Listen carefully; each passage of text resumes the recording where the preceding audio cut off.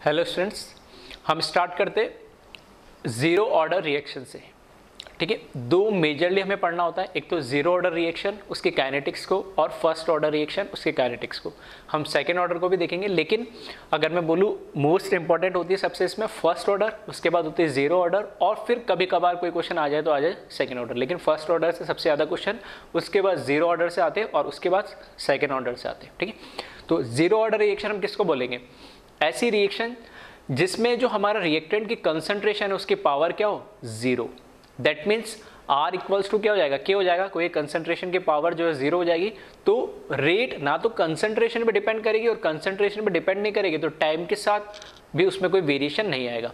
तो वही मैंने लिखा है जीरो ऑर्डर रिएक्शन में, लिखा है reaction whose rate does not depend upon time and concentration are known as zero order reaction। ठीक है, तो जिसकी रेट ना तो टाइम पे डिपेंड कर रही है ना कंसंट्रेशन पे डिपेंड कर रही है, तो हम उसको क्या बोलेंगे? जीरो ऑर्डर रिएक्शन बोलेंगे। अब इसकी काइनेटिक्स को समझने के लिए एग्जांपल ले लेते हैं। फॉर एग्जांपल मैंने लिया A एक रिएक्टेंट है, उससे B एक प्रोडक्ट बन रहा है। इनिशियली मैंने मान लिया T इक्वल्स टू जीरो पे इसकी इनिशियल कंसंट्रेशन है जीरो, A नॉट है, और B तो प्रोडक्ट है जो अभी रिएक्शन स्टार्ट होने पे बना ही नहीं है, तो वो क्या हो गया? जीरो। किसी भी टाइम T पे, ठीक है, किसी भी टाइम T पे इसकी कंसंट्रेशन मैंने मान ली 80 और इसकी कंसंट्रेशन मैंने मान ली BT। Concentration of A at time T, concentration of B at time B। यहां पर मैंने माना कि T टाइम पे इसमें से X मोल डिसोसिएट हुए, तो मैंने उसको लिखा A नॉट माइनस X, और इसके X मोल बन जाएंगे तो ये हो जाएगा X। ठीक है, तो किसी भी टाइम T पे जो इसकी A की कंसंट्रेशन होगी 80, वो हो जाएगी इनिशियल A नॉट में से X मोल डिकम्पोज हुए या कंज्यूम हो गए, और यहाँ पे उसके X मोल बन जाएंगे, क्योंकि रिएक्शन में भी दिख रहा है 1:1 रेशियो में रिएक्शन रिएक्ट हो रही है, A से B बन रहा है। अब क्योंकि ये रिएक्शन मैंने जीरो ऑर्डर पहले ही डिफाइन कर दी है, ठीक है, तो मैं इसको ऐसे बोल सकता हूँ rate of reaction is equals to K constant, concentration of reactant की पावर जीरो, क्योंकि ये हमने पहले बता दिया किस कौन सी रिएक्शन में पढ़ रहे हैं? Zero order. That means R equals to K हो जाएगा, और ये पहली इक्वेशन है मेरी, R equals to K। That means यहाँ पर एक भी ऐसा नहीं है कि एक ही रिएक्टेंट हो, एक रिएक्टेंट भी हो सकते हैं, दो भी हो सकते हैं, 10 भी हो सकते हैं, उससे कोई फर्क नहीं पड़ता है। लेकिन ओवरऑल जब रेट ऑफ रिएक्शन लिखूंगा तो जितने भी कंसंट्रेशन टर्म आ रहे हैं उन सब की पावर क्या होगी? जीरो, तभी तो ऑर्डर जीरो होगा। तो मैंने एक ही लिया यहाँ पे, और R इक्वल्स टू कि ये तो भी पहली बात। अब हमें पता है रेट ऑफ रिएक्शन को हम और कैसे लिख सकते हैं? R equals to minus D of concentration of A upon DT। Coefficient इसका 1 है तो यह 1 से डिवाइड कर देंगे। D of concentration of B upon DT, positive क्योंकि ये रिएक्टेंट है। अब इसमें से रिएक्टेंट A से आप स्टार्ट करो या B से स्टार्ट करो, सेम रिजल्ट मिलेगा। ऑलरेडी पहले के लेक्चर में ये बता चुका हूँ। तो अभी के लिए मैं फॉर एग्जांपल मैंने A के लिए रिएक्टेंट से लिया, तुम चाहो तो B के लिए भी ले सकते हो। तो मैंने लिखा R equals to minus DA upon DT, इन दोनों को इक्वेट करा दिया, और यहाँ से R किसके बराबर है? K के बराबर है। तो यहाँ पर मैंने लिखा minus DA upon DT must be equals to K। ये कहाँ से लिखा है? क्योंकि R किसके बराबर है? K, तो फर्स्ट इक्वेशन से मैंने लिखा ये। A की कंसंट्रेशन किसी भी टाइम पे मुझे अगर निकालनी तो वो क्या होगा? 80 माइनस A नॉट, तो यहां से मैं लिख रहा हूं minus D 80 minus A naught upon DT is equals to K। 80 की वैल्यू क्या होगी? A नॉट माइनस AX, तो यहां से लिखा मैंने D A naught minus X minus A naught upon DT is equals to K। Bracket को इसको ओपन करोगे तो हो जाएगा A naught minus X minus A naught. That means A naught से तो A नॉट क्या हो जाएगा? ये कैंसिल हो जाएगा, और यहाँ पर क्या बचेगा? माइनस X, जो माइनस और माइनस बाहर जाके क्या हो जाएगा? प्लस। तो दैट मीन्स यहाँ पे सिर्फ मेरे पास बचेगा dx upon dt is equals to K। dt को मैं उधर ले जा रहा हूँ, तो ये हो जाएगा dx इक्वल्स टू के ऑफ डी टी। अब इसको क्या करो आप, इंटीग्रेट कर दो, यानी इंटीग्रेट कर रहा हूँ मैं बोथ साइड, डी एक्स, के तो एक कांस्टेंट है तो इसको बाहर ले रहा हूँ और ये हो जाएगा डी टी। एक्स को करूँगा मैं, एक्स है क्या एक्चुअल में, कंसंट्रेशन जो कंज्यूम हो रहा था, इनिशियली तो कुछ भी नहीं था, यहाँ पे तो एक्स जीरो होगा, और कहाँ तक, किसी भी टाइम टी पे जा रहा हो तो मैंने मान लिया एक्स मान लिया, तो जीरो से एक्स तक इंटीग्रेट करा। इसी तरीके से जीरो कब होगा, जब टाइम स्टार्ट नहीं हुआ होगा, तो ये जीरो टाइम और किसी भी टाइम टी पे, यानी तो इसको जीरो से एक्स तक मैं इंटीग्रेट कर रहा हूँ, ये जीरो से टी तक इंटीग्रेट हो रहा है। इंटीग्रेशन करेंगे तो डी एक्स का इंटीग्रेशन एक्स और लिमिट डाल दें जीरो से एक्स, कांस्टेंट के इंटीग्रेट करेंगे डी टी का तो यहाँ पाएगा टी और जीरो से टी, x माइनस जीरो हो जाएगा, upper limit minus lower limit x minus zero X, इसी तरीके k into T minus zero T, तो x is equals to k into T. ये मिल गया मुझे सेकंड रिजल्ट कि किसी भी टाइम t पे अगर मुझे x की वैल्यू निकालनी हो, कितना डिसोसिएट हुआ या कितना बना भी, तो मुझे इसके बराबर होगा k इंटू टी के बराबर। फिर देखें, अब मुझे अगर मैं बोलता हूँ A की कंसंट्रेशन बताओ किसी भी टाइम t पे, तो वो क्या है, AT है, तो यहाँ पे लिख रहा हूँ मैं concentration of A at any time t, वो क्या होगा AT which is equals to क्या, A नॉट माइनस एक्स, और x की वैल्यू मैंने क्या फाइंड आउट कर ली, k इंटू टी, तो यहाँ से आ जाएगा AT must be equals to A naught minus K T. तो आपको जीरो, अगर मुझे ये पता है कि जीरो ऑर्डर रिएक्शन है, ठीक है, जीरो ऑर्डर रिएक्शन है और किसी भी टी टाइम पे आपको उसकी कंसंट्रेशन पता करनी है रिएक्टेंट की, तो वो क्या हो जाएगा A naught minus K into T. Similarly concentration of B at any time t, तो बी टी की वैल्यू किसके बराबर हो जाएगी, x के बराबर हो जाएगी, तो यहाँ से B T must be equals to k into T, तो ये हो जाएगी concentration of B at any time t। सही है, तो सिंपल से छोटा सा डेरिवेशन है, सिंपल से रिजल्ट है, तो ये डेरिवेशन बोर्ड एग्जाम में पूछा जा सकता है, तो वैसे ध्यान रखना, और ये रिजल्ट तो हो सके तो डायरेक्ट याद रखना, नहीं भी रहे तो सिंपल से छोटा सा डेरिवेशन आप कर सकते हो। अब देखो, ये जो अभी रिजल्ट निकाले मैंने किसके फॉर्म में निकाले, कंसंट्रेशन के फॉर्म में, तो हमने देखा है कि जो रेट है वो कंसंट्रेशन के फॉर्म में भी लिखा जा सकता है और प्रेशर के फॉर्म में भी, अगर गैसेस फेस में रिएक्शन हो रही है तो प्रेशर के फॉर्म में, तो सिमिलरली जैसे मैंने कंसंट्रेशन के फॉर्म में लिखा वैसे प्रेशर के फॉर्म में भी लिख सकते हैं, ठीक है। तो यहाँ पे मैं लिख रहा हूँ if reaction in gaseous phase, ठीक, if reaction in gaseous phase, तो सेम रिजल्ट। अब इस AT की जगह मैं क्या कर दे रहा हूँ, क्या आ जाएगा, प्रेशर आ जाएगा गैसियस फेस में, तो पार्शियल प्रेशर और pressure of A at time T is must be equals to P naught, that means initial pressure of reactant minus K into T. सही है, तो इस तरीके से ध्यान रखना, अगर प्रेशर के फॉर्म में भी आ जाएगा तो कोई दिक्कत नहीं, उसको इस फॉर्म से डायरेक्ट मैं लिख सकता हूँ, यानी रिलेट करके। तो ये छोटे छोटे से रिजल्ट है, फर्स्ट, एक दूसरा, ये तीसरा, चौथा और गैसेस फेस में ये, ठीक है, तो इसको कॉपी करें। इसके आगे हम देखते हैं लाइफ टाइम ऑफ रिएक्शन, तो एक बार वीडियो पॉज करके कॉपी कर लेना इसको।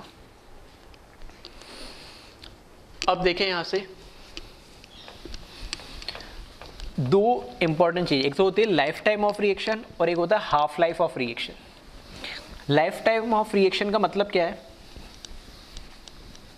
नाम ही से पता लग रहा है, लाइफ टाइम का मतलब किसी भी रिएक्शन को कंप्लीट होने के लिए जो टाइम लग रहा है, उस रिएक्शन की लाइफ क्या है, उस रिएक्शन को कंप्लीट होने के लिए जो टाइम लग रहा है वही उसका क्या है, लाइफ टाइम ऑफ रिएक्शन है। दैट मीन्स जो भी हमें रिएक्टेंट दे रखा है वो रिएक्टेंट सारा का सारा किस में कन्वर्ट हो जाए, प्रोडक्ट में। तो जब सारा रिएक्टेंट मेरा प्रोडक्ट में कन्वर्ट हो गया तो रिएक्शन क्या हो जाएगी, कंप्लीट हो जाएगी, और रिएक्शन कंप्लीट हो जाएगी तो अपना आप रुक जाएगी, और अपना आप रुक गई रिएक्शन, मतलब उस रिएक्शन की लाइफ खत्म हो गई, तो वो कहलाता है लाइफ टाइम ऑफ रिएक्शन। तो यहाँ लिख लेना। नेक्स्ट,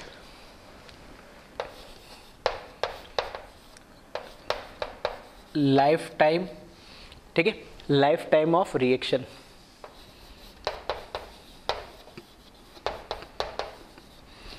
इसको रिप्रेजेंट कैसे करते हैं? टी तो टाइम बताता ही है, और कई जगह शॉर्ट में नीचे एल और टी, लाइफ टाइम इस तरीके से भी लिखा जाता है। कई जगह इसको T100 भी लिखा जाता है। T100 से क्या मतलब है? T100 से मतलब है परसेंटेज। जब रिएक्शन 100% क्या हो जाए, कंप्लीट हो जाए, मतलब पूरी रिएक्शन क्या हो जाए, खत्म हो जाए, तो हम उसको क्या बोलते हैं? लाइफ टाइम ऑफ रिएक्शन भी बोलते हैं। ठीक है, तो इस तरीके से इसको रिप्रेजेंट किया जाता है। अब लाइफ टाइम ऑफ रिएक्शन का मतलब क्या है, तो मैं लिख रहा हूं, time eight which reaction is complete. ठीक है, और ऐसे भी लिखा होता है कि जगह time in which 100% of reaction is completed. अब यहाँ पर ध्यान क्या रखने वाली बात है, इंपॉर्टेंट बात, कि जब रिएक्शन कंप्लीट हो जाएगी तो सारा का सारा रिएक्टेंट क्या हो जाएगा, खत्म हो जाएगा। दैट मीन्स ये सारा ए नोट क्या हो जाएगा, जीरो। या मैं बोल रहा हूँ किसी भी टी टाइम पे मैं कंसंट्रेशन निकाल रहा हूँ ए रिएक्टेंट की, तो ये ए टी की वैल्यू क्या हो जाए, जीरो हो जाए। मतलब रिएक्टेंट सारा ए टी, किसी भी टी टाइम पे जब रिएक्टेंट ही नहीं बचेगा तो मैं क्या बोलूँगा, रिएक्शन कंप्लीट हो जाएगी। या सारा का सारा जो प्रोडक्ट बन रहा है वो क्या हो जाए, ए नोट में कन्वर्ट हो जाए, मतलब जो रिएक्टेंट था सारा क्या बन जाए, प्रोडक्ट बन जाए। तो दोनों तरीके से कैसे भी आप समझ सकते हो। तो इसका मतलब है at life time A T is equals to क्या हो जाएगा, जीरो हो जाएगा। ठीक है, एट लाइफ टाइम जब रिएक्शन कंप्लीट हो जाए तो ए टी इक्वल्स टू क्या हो जाएगा, जीरो हो जाएगा। और लिखना चाहो तो ऐसे भी लिख सकते हो, और x equals to A naught के बराबर हो जाएगा, मतलब सारा रिएक्टेंट किस में कन्वर्ट हो गया, प्रोडक्ट में। अब हमने बोला है कि किसी भी टी टाइम पे जो कंसंट्रेशन होता है, ये अभी हमने डेराइव करा है ये छोटा सा रिजल्ट, तो यहाँ से मैंने लिखा A T is equals to A naught minus K into T. ठीक है, यहाँ जाओ तो लिख लेना फ्रॉम इक्वेशन, इसको मैंने नाम दिया है थर्ड। ठीक है, तो A T equals to A naught minus K T, ये तो इन जनरल लिखा मैंने। और लाइफ टाइम पे क्या होगा, जो टी है वो तो हो जाएगा टी एल टी या T100 लिख देंगे, और जो ए टी हो जाएगा वो क्या हो जाएगा, जीरो हो जाएगा। ठीक है, तो इसको एक बार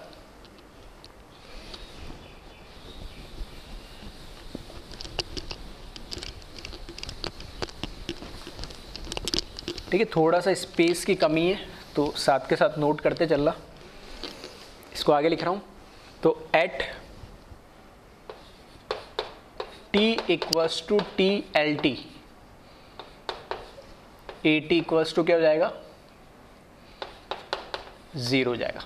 तो फ्रॉम इक्वेशन थर्ड यहाँ से ए टी की जगह तो क्या लिख दिया मैंने, zero, A naught as it is minus K into T L T लिख दिया मैंने।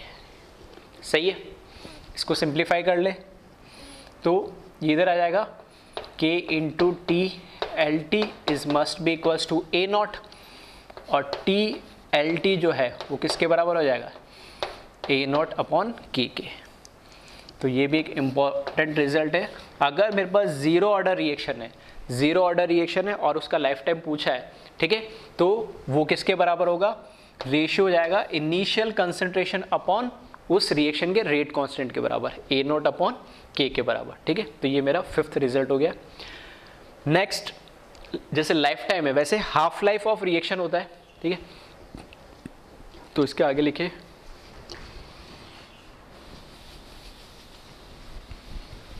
Half life of reaction. अब जैसे लाइफ टाइम का मतलब है कि रिएक्शन जब कंप्लीट हो जाए तो उसको मैंने बोला लाइफ टाइम। तो हाफ लाइफ का क्या मतलब है, हाफ लाइफ का भी सेम मतलब है जब रिएक्शन आधी कंप्लीट हो जाए, मतलब आधा रिएक्टेंट किस में कन्वर्ट हो जाए, प्रोडक्ट में कन्वर्ट हो जाए, तो उसको मैं बोलूंगा हाफ लाइफ ऑफ रिएक्शन।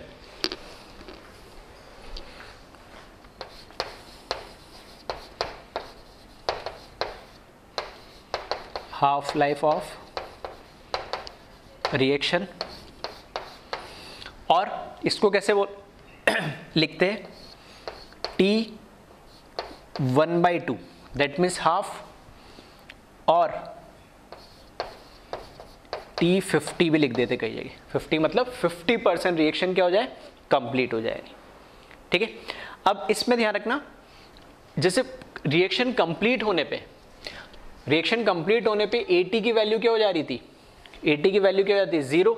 ऐसे रिएक्शन हाफ होने का मतलब क्या है कि रिएक्टेंट आधा कन्वर्ट हो गया तो आधा बचा होगा, तो AT क्या हो जाएगा, A0/2, मतलब आधा रिएक्टेंट बच गया। या मैं ऐसे बोल सकता हूँ x इक्वल्स टू क्या हो जाएगा, A0/2, मतलब आधा रिएक्टेंट प्रोडक्ट में कन्वर्ट हो गया, नहीं, ठीक है।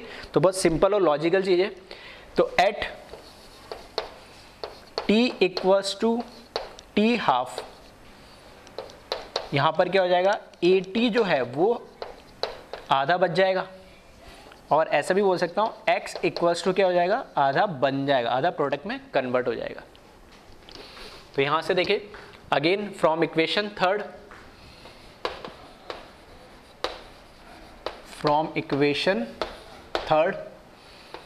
AT equals to A0 minus K into T. तो AT की जगह तो क्या लिखूं मैं, हाफ लाइफ पे A0/2, तो यहां लिखा मैंने A0/2 is equals to A0 minus K T, और ये हाफ लाइफ हो गया, ठीक है। इसको सॉल्व कर ले तो ये हो जाएगा K इंटू टी हाफ, और ये हो जाएगा A0/2, और यहाँ से टी हाफ की जो वैल्यू है वो कितनी हो जाएगी, A0/2K। देखो वैसे तो इसको करने की ज़रूरत थी नहीं, ठीक है, तो आई थिंक कई लोगों को समझ में आ गया होगा, क्योंकि अगर रिएक्शन का लाइफ टाइम A0/K है तो हाफ लाइफ क्या होगा, उसका आधा ही होगा ना। तो A0/K का आधा करोगे तो देखना 2 ही तो आएगा नीचे। तो दोनों तरीके से, वैसे डायरेक्ट भी कर सकते थे, लेकिन मैंने वैसे भी दोनों तरीके से बता दिया नहीं, ठीक है। तो छोटे छोटे से फॉर्मूले हैं, लेकिन ध्यान रखना, half zero order first order के फॉर्मूले बिल्कुल याद होने चाहिए जबान पे। लाइफ टाइम ऑफ रिएक्शन का फॉर्मूला A0/K, हाफ लाइफ का A0/2K, ठीक है। Concentration of reactant at any time T, ठीक है, तो AT equals to A0 minus KT, product की क्या हो जाएगी, K इंटू टी हो जाएगी, ठीक है। तो ये सब चीज़ें हमें याद होनी चाहिए। नेक्स्ट चीज, जैसे life time of reaction, half life of reaction, एक होता है डिग्री ऑफ डिसोसिएशन, ठीक है, तो इसका भी ध्यान रखना। डिग्री ऑफ डिसोसिएशन ये भी एक बार पूछा गया है, तो वैसे तो हमने केमिकल इक्विलिब्रियम पूछा है, पढ़ा है इसको, लेकिन यहाँ पर, ठीक है, केमिकल काइनेटिक में डिग्री ऑफ डिसोसिएशन, जिसको किससे, अल्फा से रिप्रेजेंट करते हैं। नहीं, तो डिग्री ऑफ डिसोसिएशन का मतलब है कि कितने मोल्स या कितना रिएक्टेंट डिसोसिएट हो चुका है, नहीं, ठीक है। तो अगर मेरे को इसको डिफाइन करना है, DOD which is equals to alpha, तो है मोल्स कितने डिसोसिएट हो गए, ठीक है। इसको कैसे लिख सकता हूं मैं, डिग्री ऑफ डिसोसिएशन को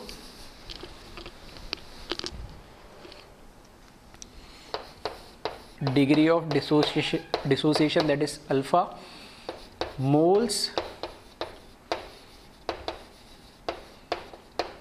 डिसोसिएट अपॉन इनिशियल मोल्स, ठीक है। तो इनिशियल मोल्स कितने थे वो तो मुझे पता है, A0, और कितने मोल डिसोसिएट हो गए, X, ठीक है। तो अगर मुझे अल्फा कैलकुलेट करना है तो अल्फा क्या हो जाएगा यहाँ पर, alpha is equals to X upon A0, और X की वैल्यू हमने फाइंड आउट करी थी, वो क्या होती, K इंटू टी। तो यहाँ से alpha must be equals to KT upon A0। तो डिग्री ऑफ डिसोसिएशन क्या हो जाएगा, जीरो ऑर्डर रिएक्शन का, ये हो जाएगा 7 number, alpha equals to K into T upon A0। तो ये छोटे छोटे से फॉर्मूले जिनको आप ध्यान रखना है, याद रखना है, ठीक है। मैंने डेराइव सारे कर दिए, ये तो डेफिनेशन से लिखा है, तो इसको आप डायरेक्ट ध्यान रखें। तो एक बार इसको आप कॉपी कर ले। अब इसके ग्राफ, ठीक है, केमिकल काइनेटिक और फिजिकल में ग्राफ आते आते और केमिकल काइनेटिक में थोड़े इंपॉर्टेंट हो जाते हैं। जीरो ऑर्डर, फर्स्ट ऑर्डर या कोई भी ऑर्डर की रिएक्शन के ग्राफ से भी आते हैं। ग्राफ बना के दे देगा, पूछेगा ऑर्डर ऑफ रिएक्शन बताओ, तो ग्राफ देख के भी हमें पता होना चाहिए, या किसी भी ऑर्डर का ग्राफ दे देगा तो हमें पता होना चाहिए ग्राफ किसके बीच में क्या रिप्रेजेंट कर रहा है। तो इसके ग्राफ भी थोड़े इंपॉर्टेंट होते हैं, तो इसको कॉपी करें, फिर हम देखते हैं इसके ग्राफ्स।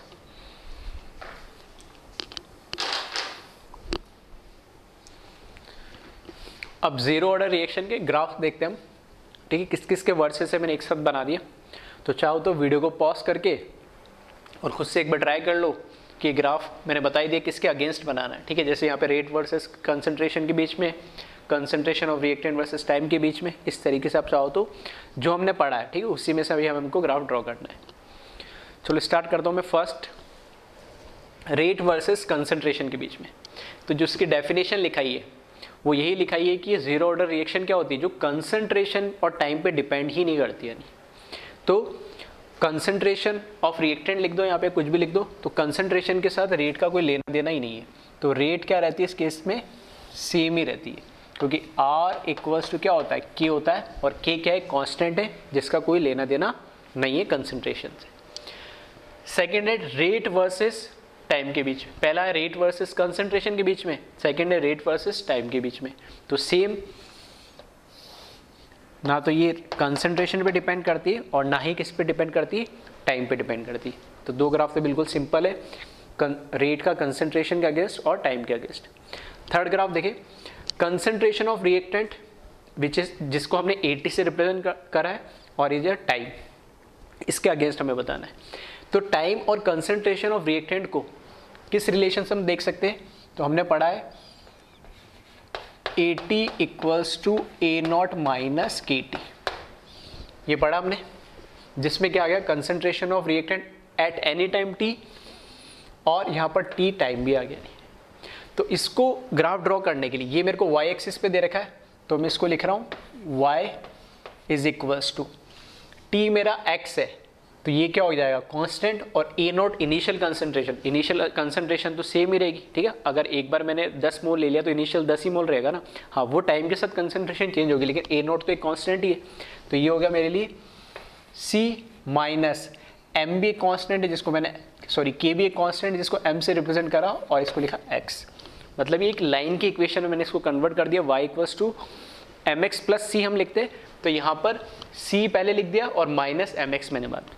माइनस m का मतलब क्या हो गया, माइनस m का मतलब हो गया कि स्लोप है वो नेगेटिव होगा। A0 क्या बताता हमें, इंटरसेप्ट, तो यहाँ पर जो c इंटरसेप्ट है वो क्या, A0 है, तो ये मैंने मान लिया A0 है, ठीक है। और स्लोप नेगेटिव होगा तो इस तरीके से होगी लाइन, तो ये तो हो जाएगा मेरा A0 इंटरसेप्ट, यहाँ पर जो स्लोप है वो क्या हो जाएगा, माइनस K, स्लोप क्या है, नेगेटिव है। हाँ, ये इंटरसेप्ट क्या होगा ये आप बताएं, ठीक है, ये इंटरसेप्ट क्या होगा यहाँ बताएं, जब टाइम क्या हो जाए, जीरो हो जाए। तो टाइम जीरो नहीं, यहाँ पर कंसंट्रेशन ऑफ रिएक्टेंट क्या हो जाए, जीरो हो जाए। कंसंट्रेशन ऑफ रिएक्टेंट जीरो, ठीक है, चाहो तो यहाँ से भी कर सकते हो, इसको क्या रख दोगे, यहाँ पे कंसंट्रेशन खत्म, कम होते होते रिएक्टेंट की कंसंट्रेशन यहाँ आगे क्या हो जाएगी, जीरो, मतलब इस पॉइंट पे कंसंट्रेशन जीरो, मतलब AT का मतलब क्या हो जाएगा, जीरो। और AT जीरो कब होता है, जब रिएक्शन कंप्लीट हो जाती है, जिसको हमने क्या बोला, लाइफ टाइम ऑफ रिएक्शन। तो ये जो T है ये है TLT है एक्चुअल में, और TLT क्या होता है, A0 अपॉन K, और यहाँ से भी देख सकते हो जीरो रखा, A0 इधर आ जाएगा, क्या आ जाएगा, ठीक है। तो जो हमने पढ़ा उसी में से बन रहे ग्राफ। इसी तरीके से कंसंट्रेशन ऑफ प्रोडक्ट, जिसको हमने BT से बोला, अगेंस्ट टाइम, ठीक है, टाइम के अगेंस्ट हमें बताना है। तो BT हमने क्या बोला है, BT is must be equals to x, और x किसके बराबर आ रहा है, KT के बराबर आ रहा है। तो वापस से इसको चाहो तो ऐसे भी लिख सकते हैं, ये y एक्सिस पे लिख रखा है BT, K तो कांस्टेंट ही होगा, इसको m लिख दिया, और T टाइम हो गया x, तो y इक्वल्स टू mx, ये भी लाइन की इक्वेशन है। इस बार कोई इंटरसेप्ट नहीं होगा, जो स्लोप होगा वो तो m हो जाएगा, और जो इक्वेशन है उसमें कोई इंटरसेप्ट नहीं, दैट मीन्स ओरिजिन से पास करेगी लाइन। तो यहाँ से एक स्ट्रेट लाइन मैंने यूँ खींच दी, तो इसका जो स्लोप होगा वो क्या हो जाएगा, K हो जाएगा, ठीक है। सिंपल है ग्राफ है। तो यहाँ पर ग्राफ तो सिंपल है, लेकिन जब फर्स्ट ऑर्डर के भी पढ़ लोगे, जीरो ऑर्डर के पढ़ लोगे तो कंफ्यूजन होगा। तो बस इक्वेशंस आपको याद है, ठीक है, आपको रिलेशन याद है, तो आप आसानी से ड्रॉ कर सकते हो। फिर नेक्स्ट दे रखा है T half versus initial concentration, T half versus initial concentration. तो T हाफ और इनिशियल कंसंट्रेशन क्या है, A0। तो हमें पता है half life of reaction is must be equals to A0 upon 2K, ये देखा ही हमने। वापस इसको सिंप्लीफाई करने के लिए मैंने इसको क्या लिख दिया, y is equals to initial concentration A0, मतलब ये इस बार मेरा वेरिएबल तो 1/2 के तो पहले से लिखा है, तो 2 भी कांस्टेंट है, k भी कांस्टेंट है, तो 1/2 के क्या हो जाएगा, एक कांस्टेंट हो जाएगा which is equal to m, और a नॉट मेरा क्या हो जाएगा, x हो जाएगा। तो वापस कोई इंटरसेप्ट नहीं है, तो लाइन तो कहाँ से, ओरिजिन से पास हो गई, स्ट्रेट लाइन की इक्वेशन हो गई, तो y तो हो गया t½ जो इधर दे रखा a नॉट, यह है इनिशियल कंसंट्रेशन। इनिशियल कंसंट्रेशन से मतलब है जैसे एक बार एक रिएक्शन के लिए मैंने ले लिया 10 मोलर, वो रिएक्शन करवाई, अब की बार मैंने इनिशियली उसको लिया 15 मोलर, फिर उसके बाद 20 मोलर या 2 मोलर, मतलब इनिशियल कंसंट्रेशन को हर बार मैं चेंज कर रहा हूँ, इसका मतलब ये हुआ, ठीक है। तो इनिशियल कंसंट्रेशन जैसे जैसे क्या होगी, बढ़ती जाएगी, तो हाफ लाइफ टाइम भी उसका क्या होता जाएगा, बढ़ता जाएगा। यहाँ पे इसका जो स्लोप है, ठीक है, वो क्या है 1/2k।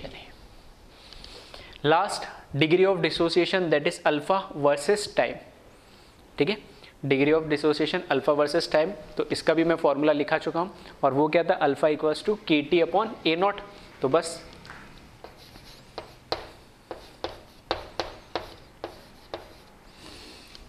वापस से t टाइम हो गया, इसको चाहो तो ऐसे लिख सकते हो, y इक्वल्स टू और mx, यहाँ पर x क्या है, टाइम है, जो x एक्सिस पे y के अल्फा है, और k/A0 क्या हो जाएगा, इसका फिर से स्लोप हो जाएगा। तो k भी एक कांस्टेंट है, A0 भी एक कांस्टेंट है, और वापस इंटरसेप्ट नहीं है तो ओरिजिन से पास करेगा, तो यहाँ पर इस लाइन का जो स्लोप होगा वो k/A0 हो जाएगा, ठीक है। तो इस तरीके से ग्राफ्स और भी चाहे तो कोई भी चेंजेस करके बना सकते हैं, ठीक है। तो जो रिलेशन हमने पढ़े उसमें से कोशिश करी मैंने सारे बनाने की, और फिर भी कोई चेंजेस आया तो आपको रिलेशन पता है तो ग्राफ इजीली आप ड्रॉ कर सकते हो, ठीक है। तो इसको कॉपी करें।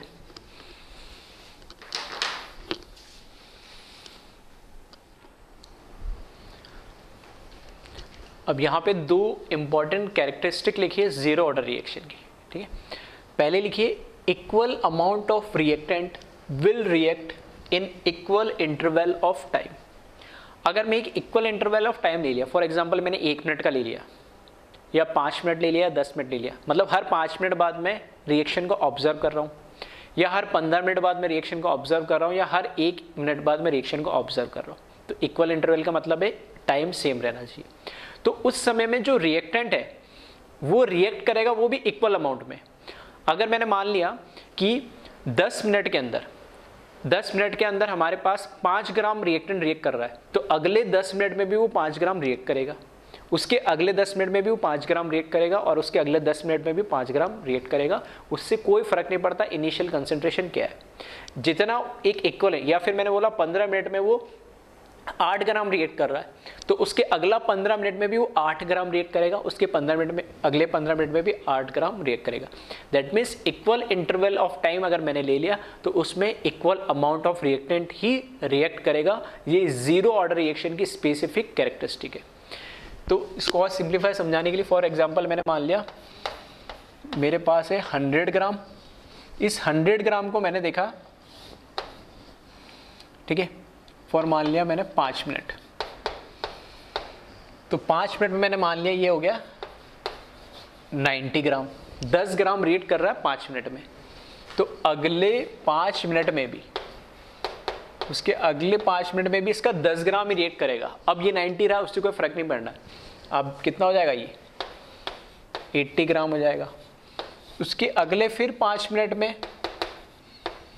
ये कितना हो जाएगा, फिर 10 ग्राम रिएक्ट करके कितना हो जाएगा, 70 ग्राम हो जाएगा, ऑन सो ऑन, ठीक है। तो ये जीरो ऑर्डर रिएक्शन की कैरेक्टरिस्टिक है कि इक्वल इंटरवल के अंदर इक्वल अमाउंट ही रिएक्ट करता है।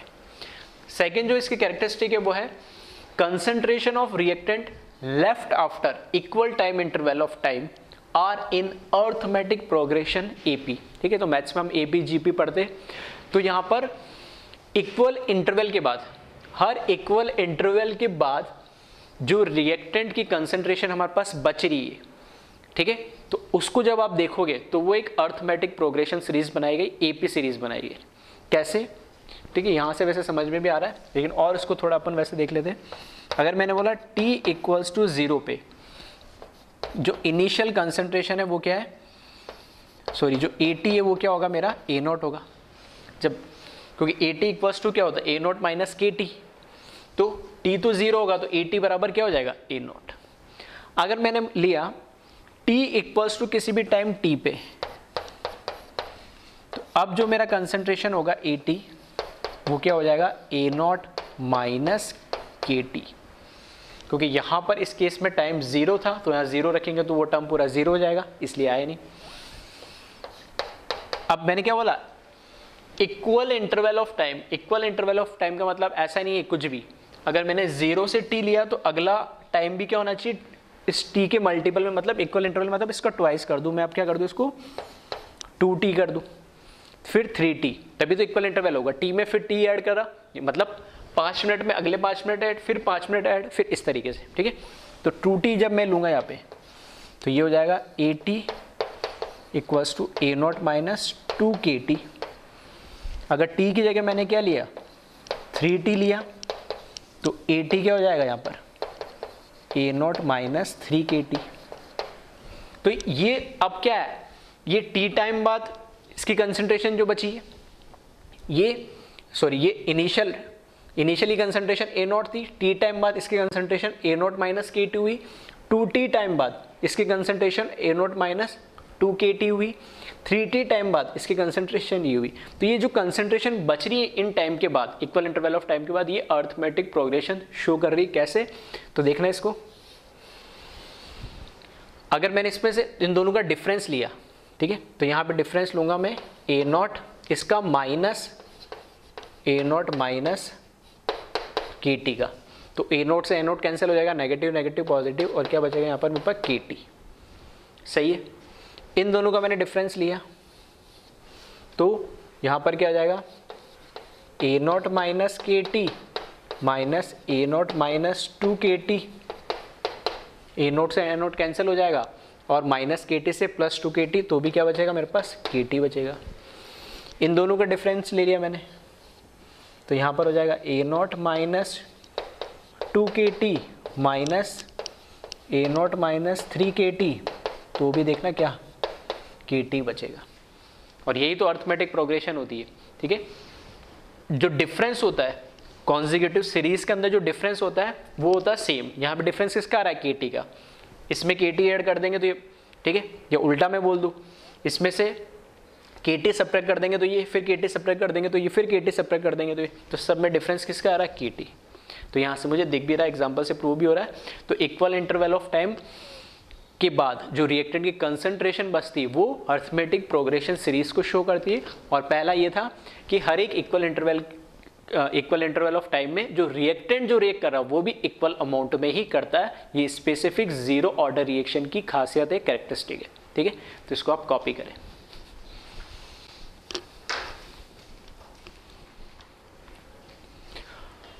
अब कुछ एग्जाम्पल है जीरो ऑर्डर रिएक्शन के, ठीक है, तो जिन्हें आप याद रखना, क्योंकि कई बार इस तरीके से ऑप्शन में, ऑब्जेक्टिव क्वेश्चंस में लिख दिए जाती है इस तरह की रिएक्शन, फोटोकेमिकल रिएक्शन या एंजाइम वाली रिएक्शन या डिकम्पोजिशन वाली रिएक्शन, तो वहाँ पे कुछ आपको पता नहीं लगेगा, आपको याद होगा तभी बताओगे जीरो ऑर्डर रिएक्शन है या नहीं, ठीक है। तो कुछ एग्जाम्पल है जिसको एटलीस्ट ये 2-3 एग्जाम्पल लिखे, इनको आप याद रखें।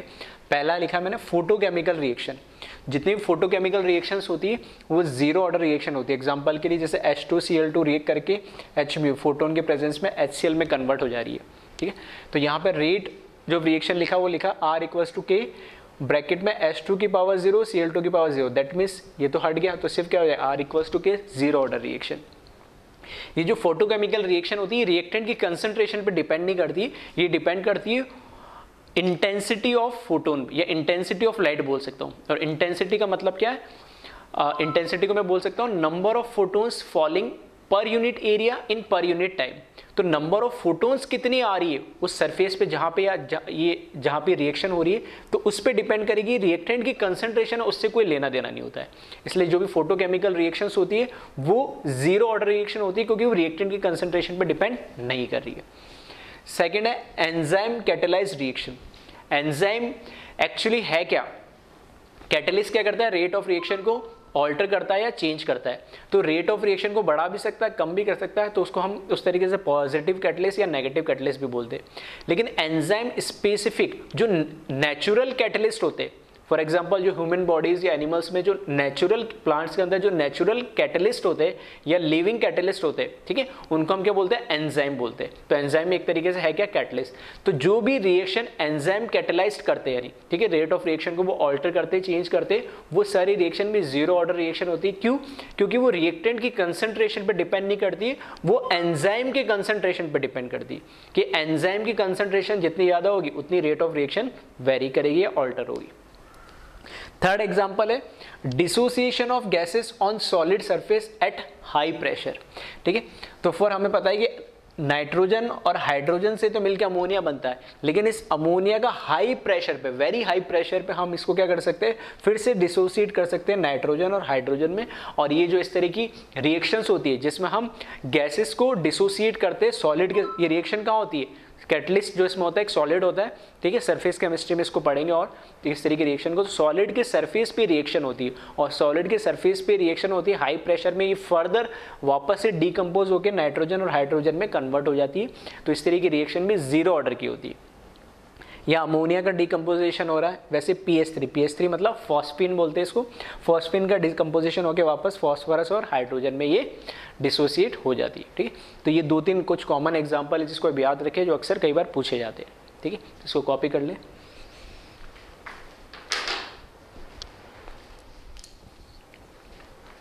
ठीक है, अब इस पे एक न्यूमेरिकल देखते हैं हम।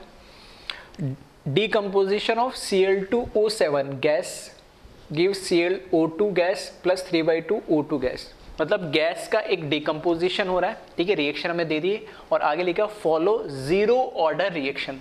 ये इसने बता दिया कि जो रिएक्शन है जीरो ऑर्डर को फॉलो कर रही है, जीरो ऑर्डर रिएक्शन है, ये हमें गिवन दे दिया, तो उसके अकॉर्डिंग हम आगे कैलकुलेशन कर सकते हैं। If initial pressure that is P0 is 600 atm, ठीक है, अगर इनिशियल प्रेशर 600 atm दे रखा and negative of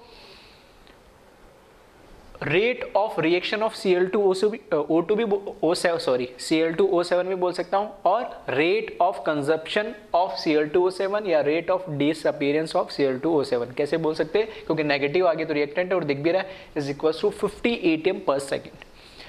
then calculate rate of production of O2 at 2 second, ठीक है। तो टाइम इसने दे दिया कि 2 सेकेंड पे O2 का प्रोडक्शन कितना हो जाएगा, क्योंकि O2 प्रोडक्ट साइड में आ रहा है, ठीक। तो इसको कैसे सॉल्व करें, जीरो ऑर्डर के जो भी फॉर्मूले वो सारे यहाँ पे अप्लाई होंगे।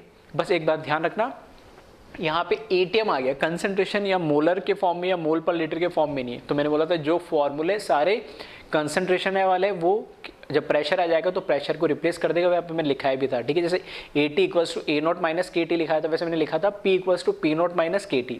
तो जैसे वहाँ पे इनिशियल कंसंट्रेशन होती है वैसे इनिशियल प्रेशर हो गया, नहीं तो सारे फॉर्मूले वही लिखने। तो फर्स्ट देखिए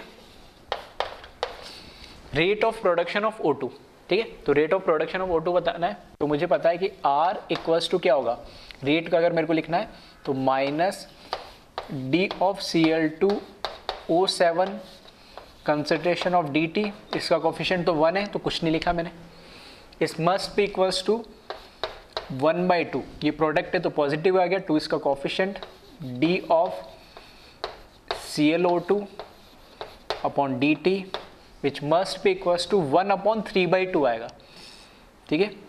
चलो ऐसे लिख देता हूँ 1/3/2 D of O2 upon DT, सही है।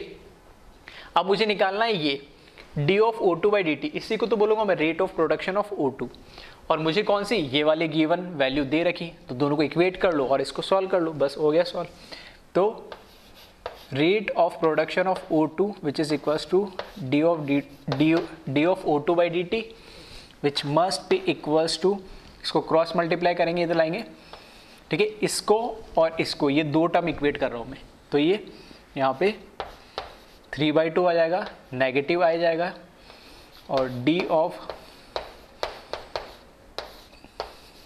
Cl2O7/DT, तो यहाँ से D ऑफ O2/DT जो कि रेट ऑफ प्रोडक्शन है, ठीक है, 3/2 as it is, negative of DCl2O2 इसकी वैल्यू हमें दे रखी है इंटू 50, ठीक है। इसको सॉल्व करेंगे तो 25 3 या 75, तो 75 atm पर सेकेंड, ये rate of production of O2 आ जाएगा। ठीक है, अब बात करते हैं हम rate of production of O2 at 2 second. अब सेकेंड पार्ट दे रखा है इसने,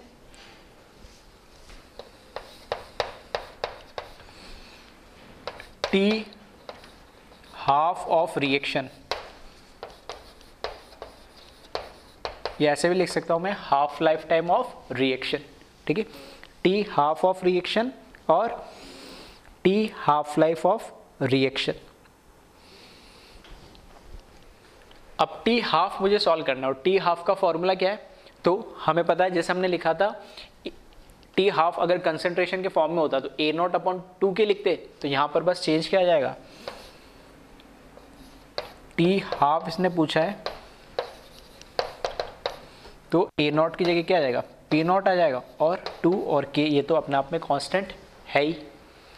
अब P0 तो मुझे पता है, इनिशियल प्रेशर तो मुझे दे रखा है 600 ATM, लेकिन K मुझे नहीं पता है। नहीं, ठीक है, K मुझे पता नहीं है, तो K कैसे निकालेंगे, तो K निकालने के लिए मुझे पता है फर्स्ट, ये तो बोल दिया उसने जीरो ऑर्डर रिएक्शन है ना, तो for zero order reaction R must be equals to K, यही पढ़ा हमने, और R also must be equals to D of Cl2O7 upon dt।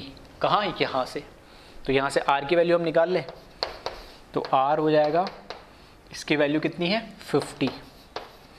अगर ये 50 है that means R must be equals to K और K is also equals to 50 ATM पर second. ठीक, यह कहाँ से लिखा मैंने, क्योंकि इसने बोल दिया जीरो ऑर्डर रिएक्शन है, तो जीरो ऑर्डर में कंसंट्रेशन पे या प्रेशर पे डिपेंड नहीं करेगा, तो R इक्वल्स टू K हो जाएगा। और R कहाँ से कैलकुलेट करूंगा मैं, यहाँ से रेट ऑफ रिएक्शन से, इसकी वैल्यू मुझे दे रखी है, तो यहाँ से R कैलकुलेट हो गया, R पता लग गया तो सेम K हो जाएगा, K की वैल्यू मुझे पता लग गई, तो इस फॉर्म में P0 भी पता है, K भी पता है, तो जो T हाफ होगा वो जाएगा, P0 क्या दे रखा मुझे 600 डिवाइड बाई 2 इंटू K की वैल्यू कितनी दे दी 50, तो कितना हो जाएगा ये 100, और ये कितना हो जाएगा 6 सेकेंड। तो हाफ लाइफ ऑफ रिएक्शन कितना हो जाएगा इस केस के अंदर 6 सेकेंड हो जाएगा। ठीक है, तो इसको कॉपी करें, एक थर्ड पार्ट और लिखता हूं मैं,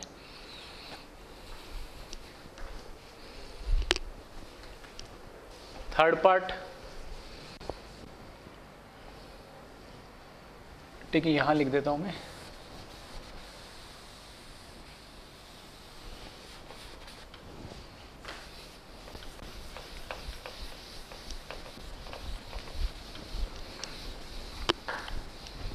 ठीक है, तो कंसंट्रेशन के फॉर्म में दे रखा हो या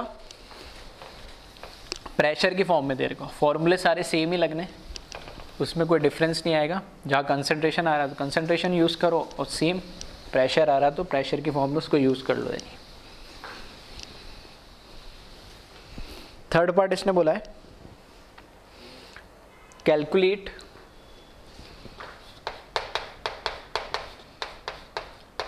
टोटल प्रेशर। ठीक है, calculate total pressure after, calculate total pressure after 10 second. ठीक है, calculate total pressure after 10 second. तो अब इसको कैसे कैलकुलेट करें, तो यहां देखना, इक्वेशन मुझे दे दी है, Cl2O7 गैस से बन रहा है 2ClO2 gas plus 3/O2 gas. T equals to 0 पे मैंने मान लिया, इसका प्रेशर P0 खैर दे ही रखा है, ये उस समय कुछ बना नहीं होगा, ये भी कुछ बना नहीं होगा। T इक्वल्स टू 10 सेकेंड पे मैंने मान लिया कि P0 माइनस क्या लिखते हैं हम, P T at time T पे जो प्रेशर होगा उसको मैंने लिखा, इसको लिख दिया पी टी इक्वल्स टू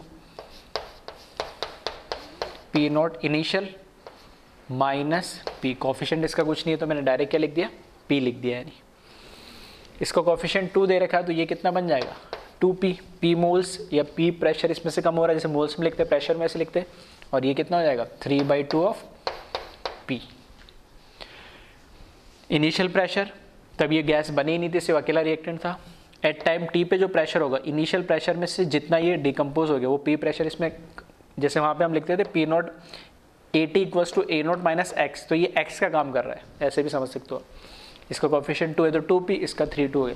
अब ये पूछ रहा है कि इस t सेकेंड पे अब, क्योंकि इसमें अब रिएक्टेंट भी है जो कि कुछ कम हो गया और कुछ प्रोडक्ट भी बन गया, तो टोटल प्रेशर क्या होगा। तो यहाँ पे जो p टोटल होगा वो एक्चुअल में क्या होगा, इसका प्रेशर जो pt होगा, इसका प्रेशर जो 2p होगा, और इसका प्रेशर जो 3/2p होगा, मतलब सबका समीशन। तो टोटल प्रेशर जो होगा वो होगा P not minus P plus 2p plus 3/2p। ठीक है, तो इसको सॉल्व कर ले तो यहाँ पे बचेगा सिर्फ p, और यहाँ पे कितना हो जाएगा 5/t। तो p टोटल हो जाएगा p naught plus 5/2 of p, ये टोटल प्रेशर आ जाएगा। अब P नॉट तो मुझे पता है कितना दे रखा है, 600 ATM दे रखा है। ठीक है, P नॉट तो मुझे पता है कितना दे रहेगा, 600 ATM दे रखा है। अब यहाँ पे सिर्फ मेरे को P कैलकुलेट करना है, और P मैंने क्या बोला था, यहाँ पर वो एक x का काम कर रहा है।